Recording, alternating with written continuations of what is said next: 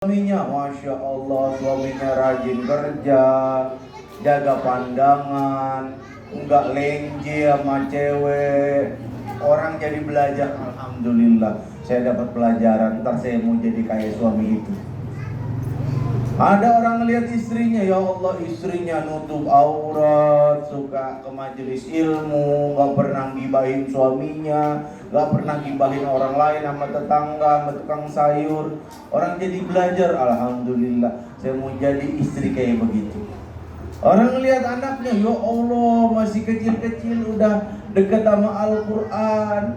Yang keluar dari lisannya adalah perkataan-perkataan yang baik. Wah, saya mau anak saya kayak begitu. Kalau udah begitu kejadiannya, artinya keluarga kita sudah menjadi wa min ayati, tanda-tanda kekuasaan Allah Subhanahu wa taala. Jangan sampai kita jadi kayak macan tidur, hebat tapi nggak ada gunanya. Hebat tapi nggak ditakutin orang. Macan di Ragunan, nggak ditakutin, ditunjuk. Itu ada macan lucu ya Pak, macan lucu. Ya. Nah, dari ayat tadi kita bisa ambil 4 pelajaran. Ma yustafadu minal ayah. Yang pertama, rumah tangga yang dikehendaki adalah rumah tangga dakwah yang ketika orang melihatnya langsung ingat Allah. Yang kedua, paradigma pernikahan adalah harus menjadi kebanggaan Allah atas orang kafir. Jadi kita membangun rumah tangga bukan sekedar urusan seks, bukan urusan dapat harta, strata sosial, bukan. Yang ketiga, keluarga adalah fase penghubung antara individu di ayat sebelumnya dengan fase manusia sebagai khalifah fil ard. Maka membangun rumah tangga Islam harus dengan perencanaan yang matang. Bapak nih sama ibu waktu dulu masih ta'aruf, pasti kan tukeran biodata dulu. Ya, minimal datang ke orang tuanya jelasin, Pak, saya si fulan. Saya mau kenalan sama anak bapak, fulana, gimana keluarganya dan seterusnya. Itu kan namanya mempersiapkan. Yang keempat, landasan dan aturan dalam rumah tangga harus sesuai dengan Al-Quran dan As-Sunnah, bukan hawa nafsu. Bukan hawa nafsu. Jeleknya rumah tangga itu ketika suaminya upload apapun yang menguntungkan suami dan istri mengupload apapun yang cuma menguntungkan istri. Itu berarti rumah tangganya punya masalah. Artinya si suami pengen dibela karena ngerasa nggak ada yang bela, si istri pengen dibela karena ngerasa nggak ada yang bela. Biliran ini suami upload, loh, jangan tanyakan penderitaanku saat mencari uang. Yang penting kau melihat senyumku saat aku pulang. Seolah-olah paling menderita. Dikira istri kagak menderita di rumah. Istri juga begitu. Dia upload di sosmed yang keren-keren. Apa? Dulu saya pernah lihat ada di status WA. Nafkah itu beda sama uang jajan. Suami wajib ngasih nafkah, ngasih uang jajan, uang kosmetik, uang bla bla bla. Gue bilang, ini ajaran mana? Ya, yang wajib itu cuma nafkah, kosmetik dan lain-lain mah bukan kewajiban, sunnah. Dikasih syukur, nggak dikasih udah. Tinggal bilang aja sama suaminya, kalau misalnya mau apa adanya ya udah. Tapi yang menjadi masalah kalau si suami ngupload apapun yang berkaitan dengan apa namanya, misalnya suami yang sering diupload itu apa tuh, fangkihu ma tobalakum minan nisa imasna wa sulasa wa ruba. Itu baik, sunnah Nabi, segala pakai sunnah Nabi. Sholat tahajud jarang-jarang, sholat duha jarang-jarang, tiba-tiba ngomong poligami sunnah Nabi. Kecuali yang sholat tahajud tiap hari, sholat duha tiap hari, sedekah, semua sunnah Nabi dikerjain, dihidupkan nama dia. Tiba-tiba ngomong poligami sunnah Nabi, bener gak tuh? Ya. Apalagi istri ngebantah, bilangnya upload di sosial media, bilang Nabi Muhammad tidak pernah nikah lagi selama punya istri bernama Khadijah. Jadi kalaupun mau nikah lagi, entar kalau istri pertama udah mati. Nah, itu ajaran siapa? Emang bapak nikahin ibu dalam kondisi ibu janda? Kalau mau letterlock memahami sirah begitu jadinya. Oh kalau begitu boleh kami nunggu istri pertama mati lah. Berarti harusnya nikah sama istri pertama yang janda dong. Jadi kan janda. Apa begitu? Ya kagak. Kalau bapak-bapak nikah wajib sama istri pertama janda lah, kasihan perempuan. Harus jadi janda dulu. Enggak gitu memahami Islam. Ya, jadi kalau kita upload di sosial media, jangan seolah-olah kita pengen dibela. Pokoknya menguntungkan suami diupload sama suami, yang menguntungkan istri diupload sama istri. Ya, nggak boleh gitu. Kesannya nggak bagus. Kesannya nih kayak kita lagi berantem sama istri kita, habis itu kita upload sosial media, nih lu baca gitu. Bukan gitu. Kalau emang ada masalah ngomongin. Lanjut. An khalaqalakum, yaitu menciptakan untuk kalian. Artinya istri kita itu adalah hadiah untuk suami.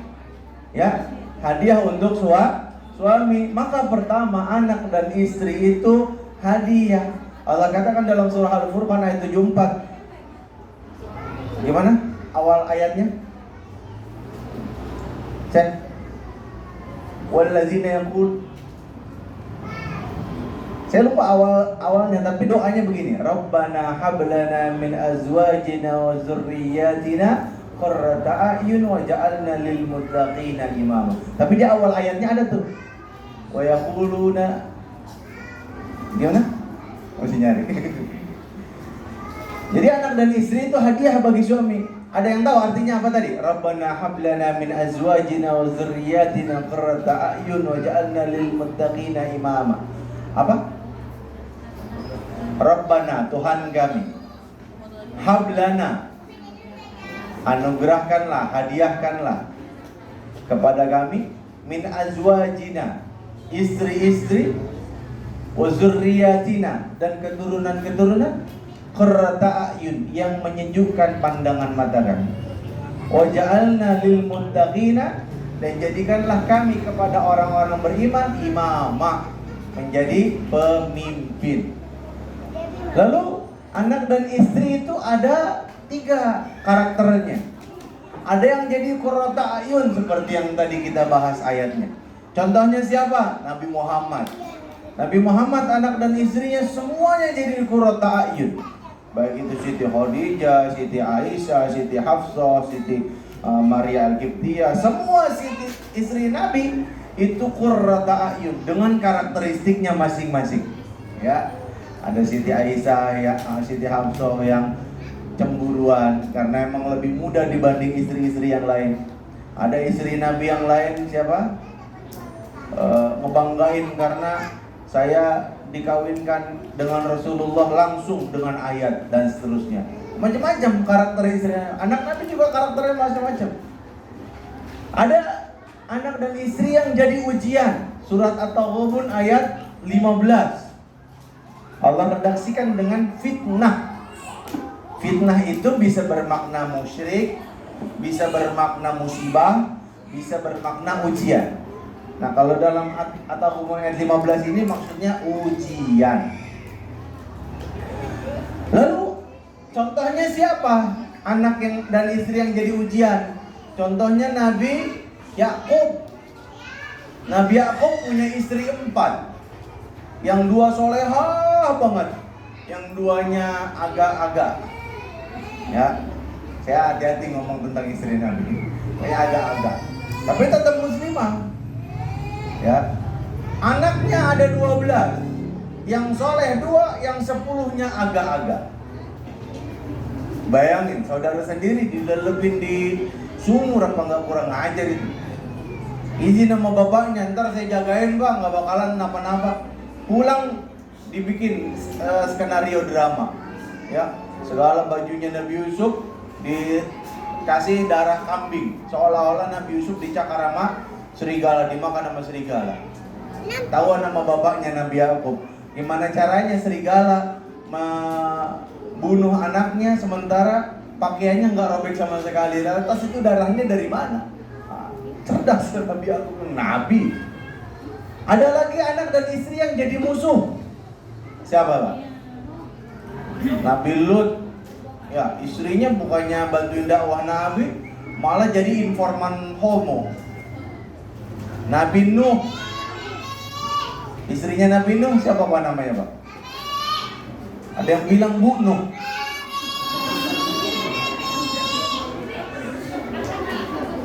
Yang ketiga, tugas suami adalah memenuhi kebutuhan anak dan istri. Ya, ini ayat yang paling disenangi ibu-ibu nih. Wa 'alal maulidi rizquhunna wa kiswatuhunna bil ma'ruf. Dan kewajiban suamilah menyediakan makanan dan menyediakan pakaian untuk istri dengan cara yang ma'ruf. Ma'ruf itu caranya gimana terserah, yang penting istri bisa makan dan istri bisa pakai baju. Jadi kalau begitu urusan nyapu, nyuci piring, ngepel, bersihin rumah, itu tugas istri apa tugas suami, Pak? Yang bapaknya jawab, suami. Yang pasrahnya menurut suami.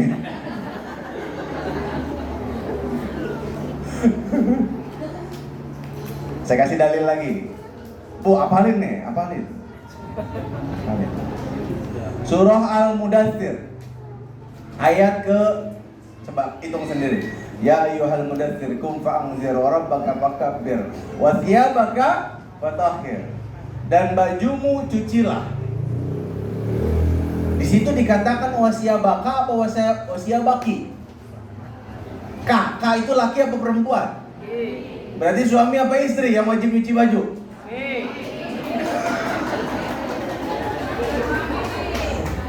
Apalin Bu, dalilnya apalin Bu. Enggak. Jangan letterlek ya. Para ulama beda pendapat dalam hal ini. Ada yang mengatakan urusan domestik itu ya kewajiban istri, karena suami seharian penuh cari nafkah di luar. Mereka sibuk di luar. Mereka nggak punya kemampuan untuk nyuci baju segala macam. Tapi sebagian yang lain, pendapat yang kedua, itu tetap kewajiban suami. Terserah mau suami yang ngerjain, mau nyuruh pembantu, yang jelas bukan kewajiban istri. Itu dua pendapat ulama, kita saling menghargai. Bapak ikut pendapat mana Pak? Pertama ya. Ibu pendapat mana Bu? Yang kedua ya. Mantep. Tapi jangan kurang ajar, ntar pulang-pulang gua nggak mau cuci baju, nggak mau cuci piring. Dalilnya ya ayuhan. Jawarahin aja. Kalau suaminya mampu kerjain. Nabi Muhammad Pak, bajunya robek jahit sendiri, nggak perlu nunggu dijahitin bini.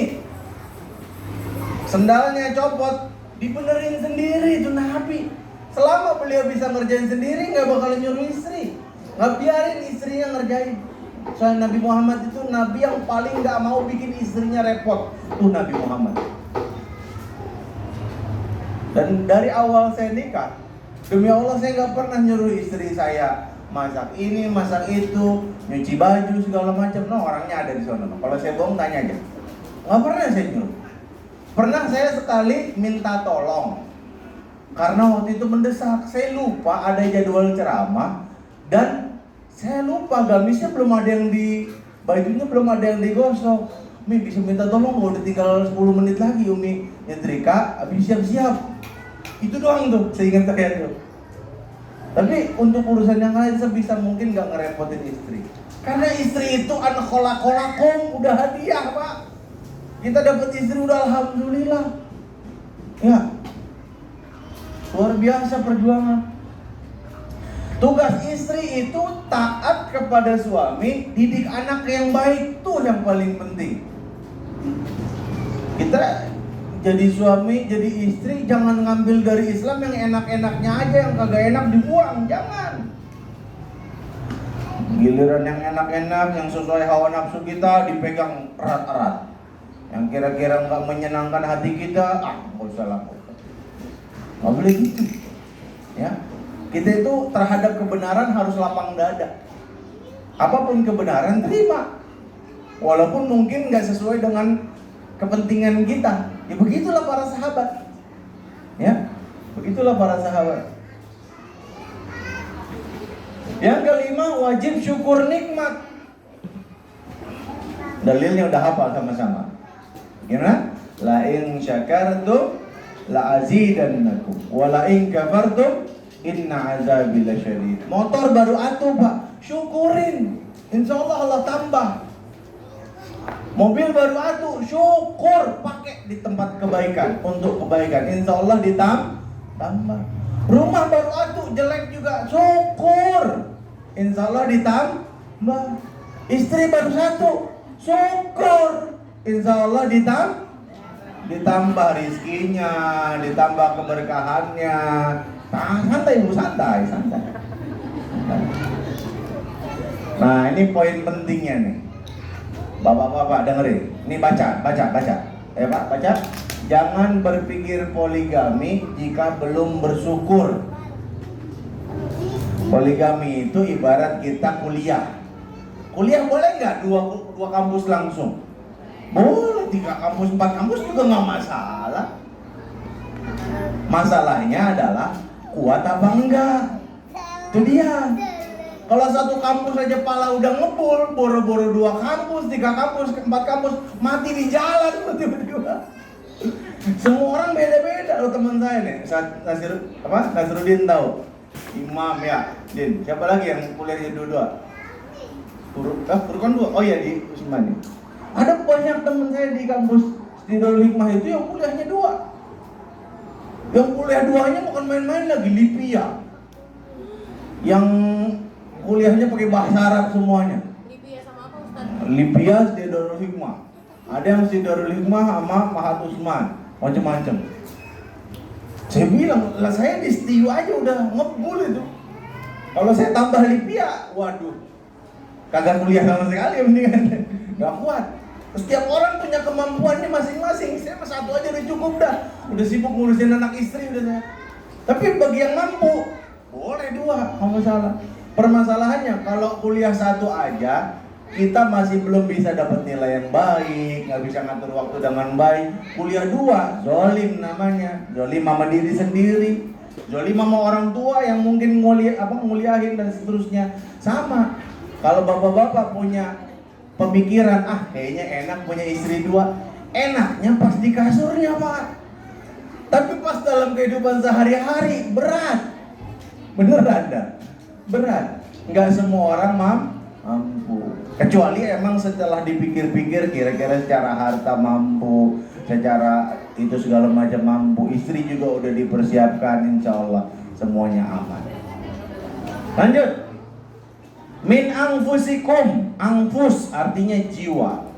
Maka kalau kita berhubungan, komunikasi dengan istri, menata keluarga, itu harus dengan segenap jiwa. Jangan pakai waktu sisa. Waktu sisa, tenaga sisa, perhatian sisa, semuanya serba sisa.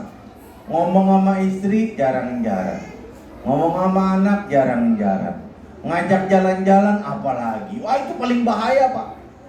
Istri itu Allahu Akbar, kerjaannya dapur sumur kasur, dapur sumur kasur tiap hari. Apa enggak gila itu? Stres tau Pak, bener dah. Jadi kalau punya kelebihan rezeki, ajak istri jalan-jalan kek, nonton bioskop kek. Kalau istri kagak diajak jalan-jalan bahaya Pak. Ntar kalau tiba-tiba bikin video viral, repot loh. Bang, ajak napa kita jalan-jalan. Alis udah dilempong-lempongin, bedak udah ditebel-tebelin, lipstik udah dimerah-merahin. Kita mau diajak ke Alfa jadi keirang Bang. Beneran. Jadi artis dia viral, itu bahaya tuh. Yang kedua pelajarannya, anak dan istri itu tergantung kepala keluarga. Nasihat buat saya juga, nasihat buat kita semua. Ada seorang ulama salaf ngomong begini. Aku melihat pengaruh dari kemaksiatanku pada ketaatan anak dan istriku. Saya ulangi. Aku melihat pengaruh dari kemaksiatanku pada perubahan anak dan istriku. Jadi kalau kita suatu saat nauzubillah min zalik maksiat, entah itu direncanakan atau tidak, entah misalnya bapak-bapak lagi naik motor tiba-tiba disalip sama perempuan yang bajunya baju serba ketat, pinggangnya kelihatan dan seterusnya. Kalau misalnya langsung disalib lagi sama bapak, oh berarti bapak bertakwa. Tapi kalau diuntitin, emang sengaja dilihatin itu bokong perempuan, itu kan maksiat namanya. Nah itu jangan bapak-bapak kira nggak ada perubahan buat anak istri, itu pasti ada perubahannya. Tiba-tiba yang biasanya taat jadi nggak taat. Jadi kalau misalnya istri bapak, anak bapak biasanya nurut sama bapak, tiba-tiba nggak nurut, jangan salahin mereka dulu, salahin kita. Bisa jadi kita melakukan satu perbuatan maksiat, atau kita melalaikan suatu kewajiban yang membuat Allah menghukum kita dengan kedurhakaan istri dan anak kita. Itu para ulama zaman dulu kayak begitu ngelihatnya. Bukan istri buru-buru disalahin, tapi dirinya yang disalahin.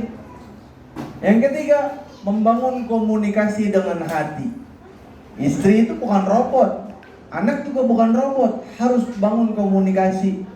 Sering-sering romantis sama istri. Nabi Muhammad biar kata puluhan kali ikut perang, romantis loh. Jangan dikira orang perang itu wajahnya sangar. Oh, enggak, Nabi Muhammad romantis loh. Nabi Muhammad nih ada gelas nih, misal diminum sama Siti Aisyah, begini minumnya. Bismillahirrahmanirrahim. Minumnya begitu nih, Siti Aisyah. Lalu diambil sama Nabi Muhammad. Oh, ini bekas ini Siti Aisyah, diminum lagi. Gitu caranya. Kadang-kadang diulangin. Ini nyontohin. Nah, ngasih ilmu kan harus dicontohin biar ngerti. Bukan aus, bukan. Membangun komunikasi dengan hati. Suapin, istri suapin. Suapin. Romantis, Pak. Kata Nabi Muhammad SAW, kalau kita nggak punya harta, sedekah dengan cara nyuapin istri. Tapi kalau kita lagi miskin mah, ya nggak harus nunggu miskin sih lah, yang dalam kondisi apapun. Makan berdua sama istri, suapin. Suap ke bapak, ayo mak, Umi. Ya. Bapak terakhir kapan nyuapin istri? Nggak usah cengar-cengir, jawab. Kapan terakhir nyuapin istri? Jangan cengar-cengir. Jangan bilang nyuapin istri pas di baru gue bilang. Giliran di atas pelaminan sok-sok romantis biar dipoto. Giliran dalam kehidupan nyata istri makan bodo amat. Bahkan paling sedih, istri saya pernah cerita, dia pernah makan bareng keluar saudara-saudaranya. Saya lagi ada urusan keluar kota. Nah, istri saya itu ngelihat ada orang makan sama istrinya. Istrinya udah kewalahan makan, anaknya bawel segala macam. Suaminya makan santai aja. Udah selesai makan, dia ngerokok, bodo amat. Apa salahnya sih udah makan selesai, angkat tuh anak biar istri enak makannya. Apa sih salahnya? Kenapa sih suami harus sok ngebosi gitu? Nabi Muhammad gak pernah lo punya karakter ngebosi. Nabi Muhammad itu friendly sama istri itu. Lu bayangin, istri diajak lomba lari. Kebayang gak sih? Nabi puluhan kali ikut perang, banyak nyawa orang kafir musuh Islam mati di tangan beliau, tapi sama istri itu sayang banget. Saya mah belum termasuk orang yang ideal. Saya masih sering marah-marah sama istri saya. Saya orangnya temperamen. Saya tidak katakan saya sempurna, tapi saya selalu berusaha berbuat baik. Nah, tapi dalam urusan beginian, insya Allah saya bisa diteladani. Jadi dalam hal-hal tertentu, kalau dalam kondisi normal, tapi kalau dalam kondisi ruwet tuh kadang-kadang marah juga dia mah. Dalam kondisi normal, suapin istri kan, ya ajak jalan-jalan, usahakan begitu. Dan yang paling penting istri itu didengerin, Pak. Istri itu paling penting didengerin. Karena kalau istri nggak mengeluarkan 20.000 kata dalam sehari, stres dia, Pak. Karena istri itu mulutnya luar biasa. Beda keaktifannya sama kita laki-laki. Kalau kita kan banyak merenung. Kalau kita kan pakai otak. Kalau perempuan pakai hati. Hati itu harus dikeluarin. Kalau kita mau banyak merenung, ada masalah kita diam. Kalau istri ada masalah ngomong. Itu kadang-kadang muncul masalah di situ. Nih suami istri lagi ada masalah nih. Suami pengen me time, pengen tenang mikirin. Istri nanya, Pak ini gimana solusinya? Ini gimana solusinya? Akhirnya berantem. Padahal mah dua-duanya punya maksud baik. Cuma emang karakternya beda. Nah, ntar kita bahas di akhir ada. Lanjut. Suami istri ibarat pakaian, azwaja. Min ayatihi an khalaqalakum min anfusikum azwaja. Suami istri itu kayak pakaian.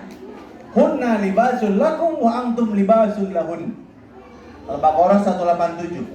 Dia, istri-istri kamu adalah pakaian bagi kamu, dan kalian juga pakaian bagi istri-istri kalian. Saya mau tanya, pakaian itu apa fungsinya? Menutup aurat pertama. Yang kedua, melindungi dari penyakit, ya, panas, dingin, berlebihan itu penyakit, kotoran. Coba bapak sama ibu telanjang di sini, kotoran segala macam, nggak sehat. Minimal 2 fungsi pakaian itu. Yang pertama, menutup aurat. Jadi suami dan istri itu harusnya sama-sama saling menutup aurat. Bu, nih bu nih biasanya nih, suaminya paling sering digibahin sama orang. Kadang ketemu tukang sayur, digibahin sama tukang sayur. Iya, bahayanya Pak, kalau ibu nggak dapet kuping orang dijadiin Pak, itu makanya harus siapin kuping. Bapak secapek apapun dari pulang kerja, pulang kantor, nyampe rumah, istri ngomong apa dengerin aja udah Pak. Mau ngerti, mau nggak ngerti, diem aja udah. Yang penting didengerin. Gitu. Karena kalau nggak dapet kuping kita, mereka cari kuping yang lain, itu yang bahaya. Tutupi aib suami kita, aib istri kita. Wah, suami saya tidur, kepala tidur ngorok, berisik banget. Gak usah disebutin, biarin. Anggap aja itu alunan lagu. Ya, seriosa. Ya. Istri saya orangnya cerewet. Lain namanya perempuan ya cerewet. Kalau nggak cerewet berarti dia lagi sakit. Saya juga kadang-kadang suka lupa bahwa istri saya itu perempuan. Lu cerewet banget sih? Iya ntar ngapa sih? Lu lagi mumet. Iya ntar ngerti ntar gak? Kadang saya lupa, oh iya istri gue perempuan ya. Jadi ketawa-ketawa aja deh. Peran suami sebagai imam dan istri sebagai makmum, tuh harus diingat. Nah ini nih yang mau dirusak sama pemikiran liberal zaman sekarang nih. Mereka menuntut kesetaraan gender. Suami istri harus setara. Kalau yang dimaksud setara itu adalah kemuliaannya di hadapan Allah, suami dan istri setara. Tapi kalau yang dimaksud setara itu dalam hal tugas dan kewajiban, ya nggak setara, bagaimana? Istri nyusuin anak, lah apa suami disuruh nyusuin anak? Nggak bisa. Ya suami punya tugas dan kewajibannya, istri juga punya tugas dan kewajibannya, dan itu nggak bisa setara. Ini ayat yang menarik nih, pelajaran buat laki-laki maupun perempuan. Ar-rijalu qawwamuna 'alan nisa. Laki-laki itu qawwam buat perempuan. Apa itu qawwam? Pemimpin. Kalau pemimpin, kenapa Allah tidak katakan imam? Kalau pemimpin, kenapa Allah tidak katakan rais? Kalau pemimpin, Allah kenapa nggak katakan qiyadah? Kenapa Allah menggunakan lafaz qawwam? Qawwam itu secara bahasa artinya banyak. Pelindung, pengayom, pengarah, pendidik. Qawwam. Maka pemimpin yang dimaksud di sini adalah pemimpin yang melakukan tugas-tugasnya sehingga istri dan suami bisa sama-sama masuk surga. Itu pemimpin yang dimaksud di sini.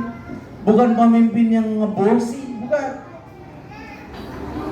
Lalu ketika Allah cerita tentang wanita soleha, apa kata Allah? Wanita soleha itu adalah wanita yang nurut sama suaminya. Oh, nurut sama suaminya. Nurut sama suaminya.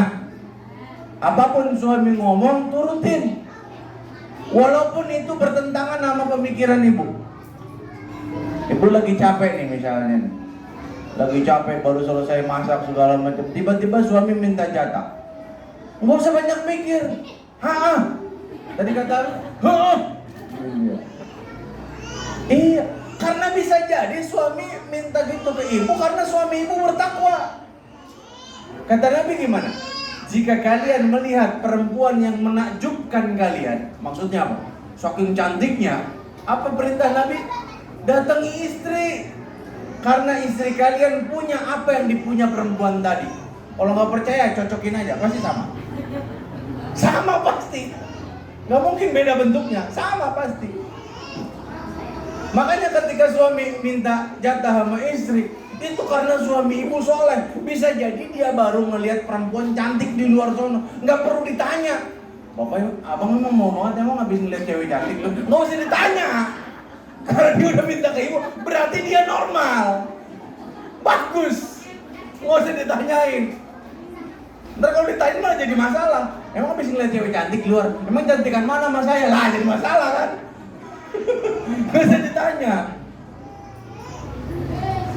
Lalu di akhir ayatnya, menariknya, Allah katakan wali aliyul kabir. Coba cek ayatnya. Di akhir ayatnya Allah katakan Allah itu aliyun kabir apa aliyul kabir? Nakiroh ya, aliyun kabir kalau nggak salah. Ali artinya apa? Maha tinggi. Kabir dalam kaidah tafsir, nih catat baik-baik. Dalam kaidah tafsir, setiap ada ayat yang diakhiri dengan Asmaul Husna, maka Asmaul Husna itu berkaitan dengan ayat. Nggak mungkin enggak. Setiap akhir ayat yang diakhiri dengan Asmaul Husna, maka itu pasti nyambung dengan ayat yang dibahas. Nah, ketika Allah bicara tentang suami dan istri, suami sebagai pemimpin, Allah tutup dengan Allah yang maha tinggi dan maha besar. Itu nasihat buat kita, Pak, agar kita tidak merasa lebih tinggi derajatnya dari istri, dan agar kita tidak merasa lebih besar dari istri. Karena kita pemimpin. Karena biasa pemimpin itu lebih mulia, lebih tinggi, lebih besar. Enggak. Yang mulia itu cuma Allah yang tahu. Yang mulia itu yang paling bertakwa kepada Allah Subhanahu wa ta'ala. Mantap ini kalau dibahas. Suami adalah wali pengganti orang tua. Maka kalau suami pengganti orang tua, Bu dengerin, kalau mau kemana-mana izin sama suami. Minta izin bukan ngasih tahu, beda loh ya. Minta izin emang ngasih tahu beda loh ya. Pak, saya mau kesini diizinin enggak? Itu namanya minta izin. Bukan udah nyampe mall baru ngasih tahu, Pak saya lagi di mall ini. Itu bukan minta izin, itu ngasih tahu. Gak sopan. Harusnya minta izin dulu sama suami, Pak saya mau kesini, boleh enggak? Sama siapa? Sama si fulana. Oh iya silakan, baru diizinin. Kalau enggak jangan. Ingat kisah zaman dulu, ada perempuan, apa namanya, dipesanin sama suaminya, kamu jangan kemana-mana, saya mau jihad dulu. Ternyata suaminya pulangnya agak lama. Datang utusan dari orang tuanya, Neng, bapak kandung kamu lagi sakit, saya nggak diizinin Pak sama suami saya. Pulang, datang lagi, Neng, bapak kamu udah sekarat, saya belum diizinin Pak, suami saya belum pulang. Pulang lagi, Neng, bapak kamu udah mati, saya belum diizinin Pak, suami saya belum pulang. Apa yang terjadi? Disampaikan hal ini kepada Rasulullah, dan Rasul mengatakan sesungguhnya dosa orang tua tadi, dosa bapak perempuan ini diampuni oleh Allah Subhanahu wa ta'ala karena ketaatan istrinya kepada suami. Jadi apapun yang diminta suami, selama nggak bertentangan dengan syariat, penuhin aja Bu. Termasuk kalau suami pengen kawin lagi, izinin aja udah. Wow. Ngaca ya. Salat subuh, salat zuhur, salat tahajud berapa kali setiap hari? Kalau Oke, yang keempat, suami itu cuma punya hak milkul manfaah kepada istri, bukan milkul mutlak. Apa milkul manfaah? Istri itu milik suami dalam hal kemanfaatan. Maka istri nggak boleh digebugin, ya kan? Apalagi disakitin dan seterusnya, nggak boleh. Karena kata Nabi Muhammad SAW, khairukum li ahli wa ana khairukum li ahli. Sebaik-baik kalian adalah yang paling baik kepada anak dan istri, dan aku adalah yang paling baik kepada anak dan istri. Perbedaan bukan alasan untuk berpecah belah, justru alasan untuk saling melengkapi dan berlomba dalam kebaikan. Suami amal soleh dengan tugasnya, istri amal soleh dengan tugasnya. Lanjut. Nah, sakinah litaskunu ilaiha. Masih berapa lama? Sakinah asal katanya sin kaf nun, bener ya? Sin kaf nun, sakana. Dalam Al-Quran, kata sakinah itu ada 3 redaksi. Perhatikan ini baik-baik. Yang pertama, sakanun. Ada dalam surah Al-Baqarah, ayatnya saya lupa, posisi sebelah mana saya lupa, karena saya bukan ustaz hidayah. Pokoknya ayatnya begini. Khuz min amwalihim sadaqatan tutahhiruhum wa tuzakkihim biha wa shalla 'alaihim inna salataka sakanun lahum. Sakanun di situ. Ketika Allah bicara tentang perang, lafaz sakinahnya adalah as-sakinah, pakai isim ma'rifah. Huwallazi anzala sakinata fi qulubil mu'minin, pakai alif lam isim ma'rifah. Tapi ketika bicara tentang pernikahan, Allah nggak pakai isim, baik itu isim nakirah seperti sakanun dalam surat At-Taubah tadi, ataupun isim ma'rifah dalam surah Al-Fat ayat kedua tadi. Tapi Allah menggunakan fi'il litaskunu ilaiha, agar engkau menjadi tenang kepada istri kamu tadi. Berarti apa? Berarti sakinah itu bukan benda yang bisa kita beli atau kita pinjam atau kita sewa dari orang lain. Sakinah bukan juga hujan yang turun dari langit. Sakinah itu hasil kerja keras dari suami yang mengorbankan egonya dan dari istri yang juga mengorbankan egonya agar mereka bisa sakinah. Itu sakinah. Makanya litaskunu ilaiha ayatnya itu. Ya, harus sabar kalau menemukan kekurangan dalam istri. Surat An-Nisa ayat 19. Gimana ayatnya? Bagian akhirnya itu. Wa yaj'alullahu fihi khairan katsira. Jika kamu menemukan kekurangan dalam istri kamu yang tidak menyenangkan hatimu, maka sabar. Wa in karihtumuhunna, gitu ya. Karena bisa jadi Allah menyediakan kebaikan yang baik, banyak kebaikan yang banyak di dalamnya. Yang kedua, suami itu hendaklah sakinah pada istrinya, bukan orang lain. Bapak kalau mau curhat, kalau mau apa, harusnya yang jadi tempat curhat paling enak itu istri. Supaya apa? Supaya kita jangan sampai dimanfaatin orang lain. Coba nih misalnya suami kerja di kantor, tiba-tiba punya masalah, curhatnya bukan ke istri, curhatnya ke sekretaris. Ya Allah, Bapak kasihan banget ya. Akhirnya malah terjadi perselingkuhan karena dimulai dari saling curhat. Bapak curhat sama sekretaris, sekretarisnya juga curhat ke Bapak. Bapak bilang, ya Allah kasihan banget kamu ya. Coba kalau saya jadi suami kamu, kamu gak bakalan digituin. Perselingkuhan mulai jadi begitu. Sok-sok empati. Maka kita harus sakinah itu sama istri, bukan ke yang lain, bukan ke teman juga. Yang paling enak itu ke istri. Yang ketiga, istri harus selalu ready full service. Ya itu yang tadi saya bilang tadi. Pokoknya biar kata ibu lagi masak, berhenti masaknya kalau suami udah minta. Ibu lagi ngantuk, langsung melek, cuci muka. Oh, mantap itu. Sakinah adalah ketenangan yang lahir dari kesadaran untuk menjaga kepercayaan dari masing-masing anggota keluarga.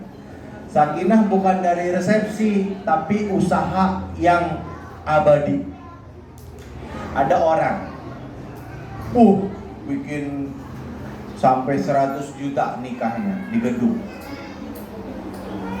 Belum selesai itu foto dicetak, mereka berdua udah cerai. Tukang wedding organizer-nya bilang, Pak, ini fotonya udah jadi, kapan mau diambil? Fotonya buang aja ke tong sampah, saya udah cerai. Astagfirullahaladzim, 100 juta lebih nikah. Nikahnya gak nyampe jadi suami istri gak nyampe sepekan. Ya, bukan pada resepsinya, bukan pada sebagus apa, tapi bagaimana cara kita menjaga kesakinaan dengan istri kita. Lanjut. Wa ja'ala bainakum mawaddata wa rahmah. Intinya mawaddah itu cinta, rahmah kasih sayang. Beda.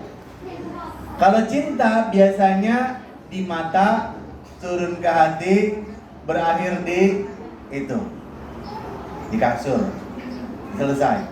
Tapi kalau kasih sayang itu berlakunya ketika bapak-bapak udah kempot, ibu-ibu udah kempot. Bapak ibu udah kempot, udah peot.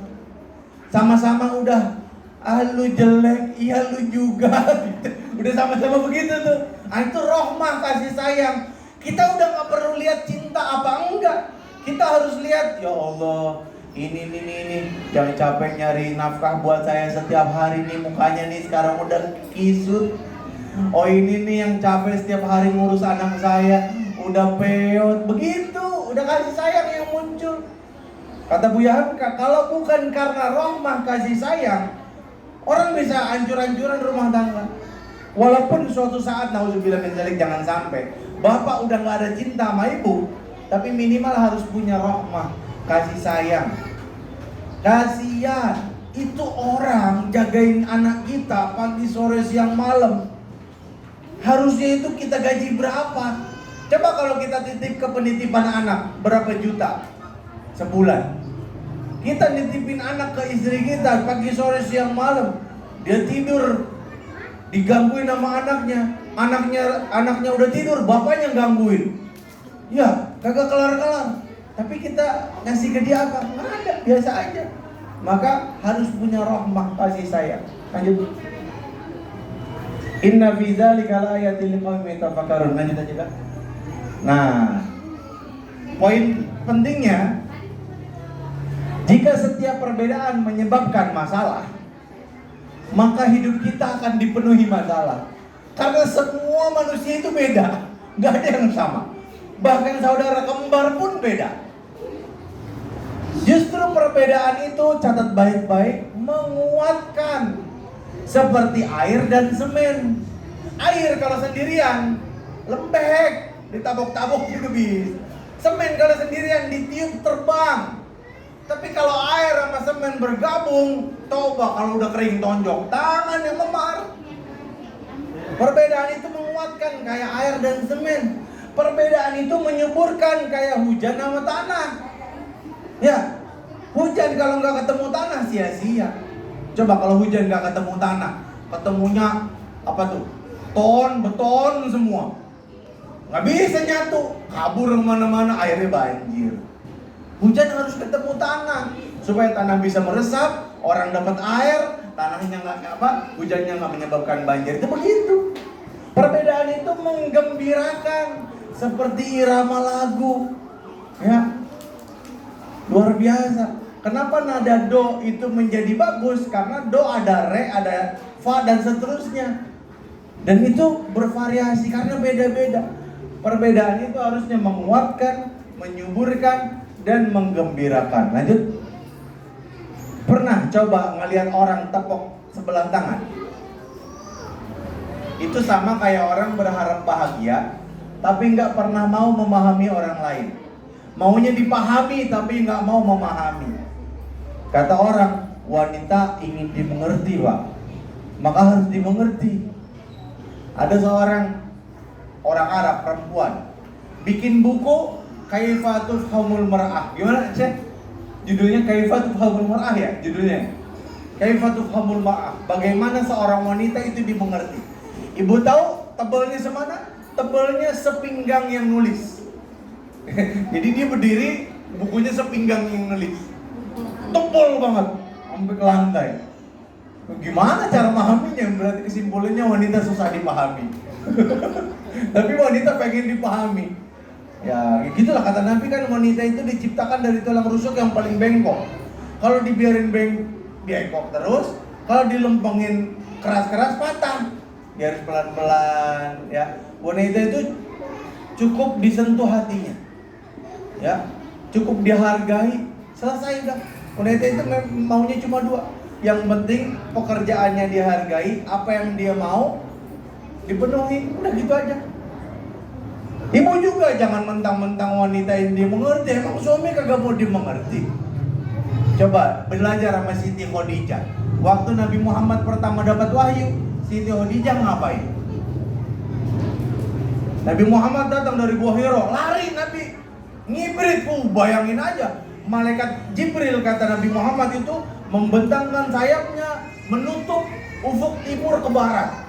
Itu ketutup sama malaikat Jibril, nampakin malaikat Jibril dalam bentuk aslinya. Gimana itu? Serem lah. Malaikat Jibril itu malaikat yang punya 60.000 sayap. Yang satu sayapnya kalau dibentangkan bumi ketutup semuanya. Gimana bentuk aslinya itu? Ketakutan Nabi Muhammad lari. Zamiluni, diselimutin sama Siti Khadijah. Saya takut. Apa kata Siti Khadijah? Jangan takut. Engkau adalah orang yang suka nyambung silaturahim. Engkau orang yang suka mengasih makan fakir miskin. Engkau orang yang suka bantu orang yang kesusahan. Allah nggak mungkin nyenyain kamu. Itu istri yang paham suami. Suaminya lagi kesusahan, istri nenangin. Bukan suaminya udah kesusahan, istri nyemprot. Aduh, saya ketipu nih. Emang dasar lu goblok begitu aja pakai ketipu. Otak taruh di mana sih? Itu bukan kagak sembarangan itu suami ya. Iya. Lanjut. Terakhir. Perbedaan suami istri itu biasanya karena 4 hal yang saya pahami. Pertama, cara berkomunikasi. Kalau suami kalau mau punya sesuatu itu biasanya ngomongnya langsung. Mah, ayo, ya udah selesai itu, langsung. Gak banyak kata. Tapi kalau istri mau sesuatu kadang-kadang pakai isyarat. Nah itulah yang kadang-kadang kita nggak paham. Mungkin kita perlu les bahasa isyarat kali ya, buat paham. Ada suami istri pernah cerita, baru dia nikah, istrinya lihat tukang bakso. Wah, baksonya enak kali itu ya. Emang abang mau makan? Enggak. Suaminya lanjut aja. Itu mie ayam enak kali itu ya. Abang mau makan enggak? Enggak. Lanjut aja. Ada tukang apa lagi? Bang, itu enak tuh kayaknya. Abang mau makan enggak? Enggak. Lanjut aja. Nyampe rumah itu istri langsung masak mie. Ternyata dia yang lapar. Kadang-kadang kita nggak ngerti ya. Kalau dia yang lapar, kenapa dia nggak ngomong? Bang, saya lapar. Saya mau makan ini, kan selesai ya. Istri mah kagak begitu. Yang ditanya kita lah, kan kita jawabnya lempeng ya. Enggak. Emang kita salah? Ya kagak. Tapi kita harus belajar. Kalau istri udah nanya sesuatu, kemungkinannya biasanya dia mau. Nah itu kita harus belajar peka tuh. Nah itu perbedaan pertama. Perbedaan kedua, dari persepsi dan batasan tentang sesuatu. Bagi kita itu romantis, bagi istri itu bisa jadi penghinaan. Hati-hati, harus disepakati dulu. Ini ada perdebatan di media sosial tentang kentut di depan istri itu romantis apa kurang ajar. Kalau bagi suaminya itu romantis, bagi istrinya kurang ajar, masalah tuh. Harus disepakati dulu persepsinya. Batasan romantis sama kurang ajarnya gimana? Saya kalau di rumah nih, misalnya lagi tidur, kadang ini saya taruh sini sambil baca HP, sambil scroll. Istri saya kadang-kadang lagi duduk, tidur, bangun. Istri saya bilang gini, Bi, Umi disuruh ngaca mulu. Saya langsung lihat kaca.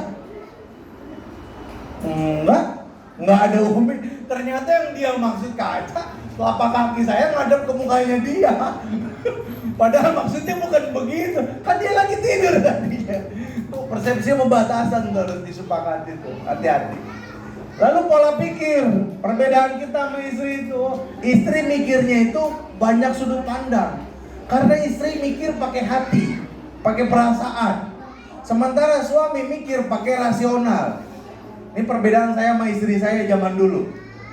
Anak pertama mau lahir sekitar 3 pekan atau 2 pekan lagi, saya ditipu sama orang.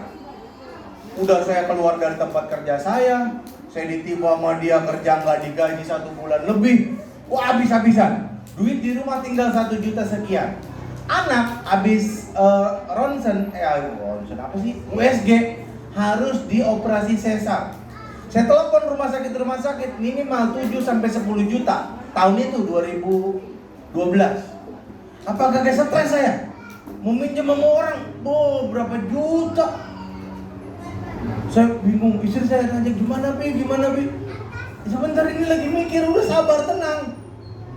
Ternyata istri saya cara ini, cara itu, nanya ke ini, nanya ke itu.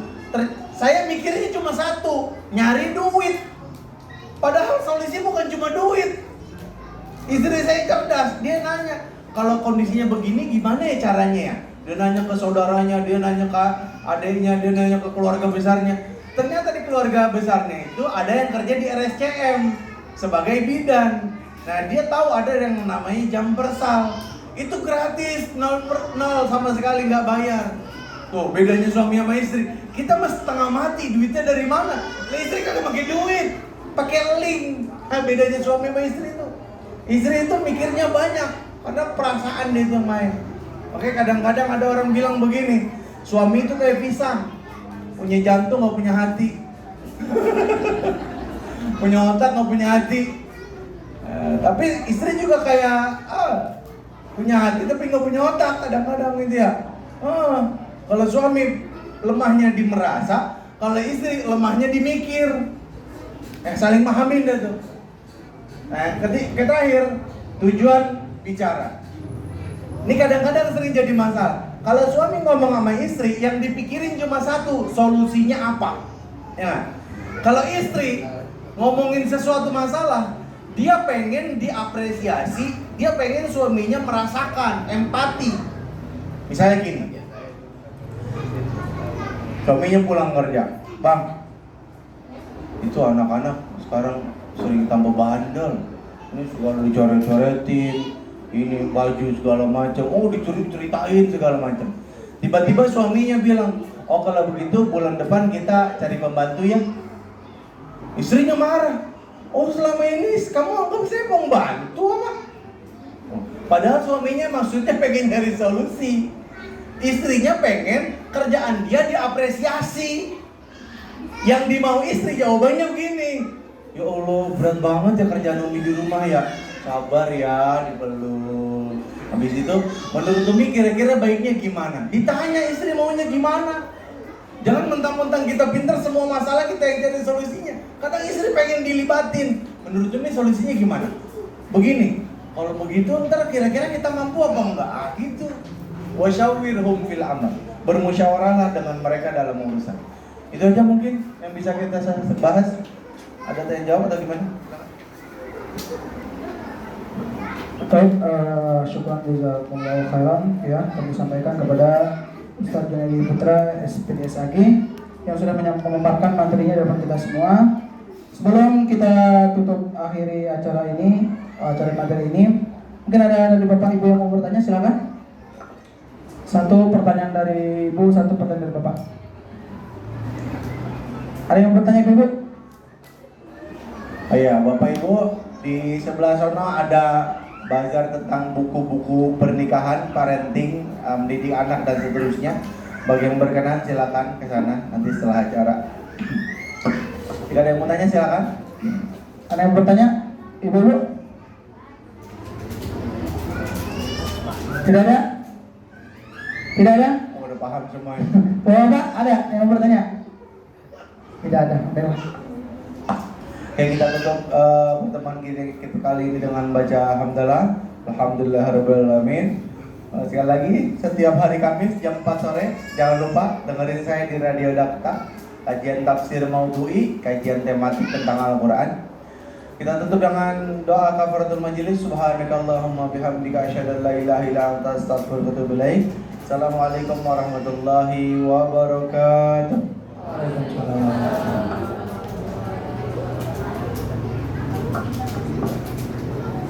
Alhamdulillah berakhir sudah acara parenting kita pada kali ini.